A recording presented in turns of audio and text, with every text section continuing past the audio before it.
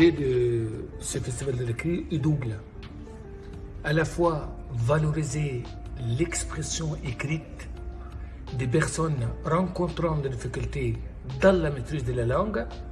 Et le deuxième but, le deuxième objectif est d'associer toutes les compétences des intervenants de champs social, de champs culturels, de champs linguistiques pour aborder la personne accueillie dans une approche globale.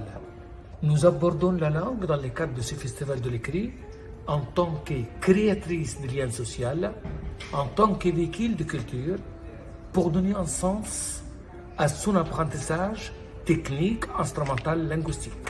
D'accord, donc il y a des ateliers ce matin. Vous nous en dites un peu plus sur les 4 ateliers? Il y a 4 ateliers. Il y a un atelier qui est autour de la tablette d'argile, notre ancêtre de l'écriture. On travaille avec la tablette d'argile et on part avec un objet sur lequel on va écrire comme on écrivait autrefois le prénom de son enfant ou son prénom ou le nom d'un ami et on l'offre après. Il y a un atelier d'écriture avec un écrivain.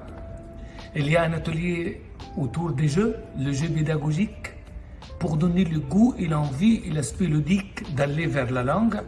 Et on a également un atelier poésie slam, pour libérer la parole. Et les 31 lauréats cet après-midi, c'est quoi leur récompense? Alors, les premiers cadeaux précieux, c'est trouver leur texte écrit dans un ouvrage collectif, dans un livre collectif.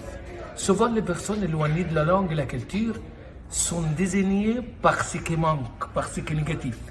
Là, ils vont se trouver avec un moment de culture, de loisir, un texte qui parle de l'histoire, de la mémoire, de la fraternité, de vivre et de faire ensemble. On transforme le négatif en positif. Et pour dire, cela n'est jamais trop tard d'aller vers la langue, aller vers les apprentissages. Et on apprend tout au long de la vie. L'ambition de ce festival de l'écrit réside là. Elles ont également un ouvrage autour de la photo, la peinture, la calligraphie. Pareil, pour les partager avec soi-même et avec sa famille. Ok, et cet ouvrage, il sera en vente, on pourra l'avoir Non. L'ouvrage est gratuit. En réalité, il n'a rien de gratuit. Mais il est pris en charge par l'État et par la collectivité. Entendu. Et donc, elle peut être à votre disposition dans les 2 minutes qui suivent. Et est-ce on trouvera à la médiathèque de Pont-Sainte-Marie, par exemple? Cet ouvrage-là est parti dans toutes les bibliothèques de la région Grand Est. On le trouve dans toutes les bibliothèques. Okay. Et c'est une manière de dire, il ne s'agit pas de surestimer ni de sous-estimer, mais il s'agit d'accéder à une forme d'une culture universelle, à partager et à vivre ensemble.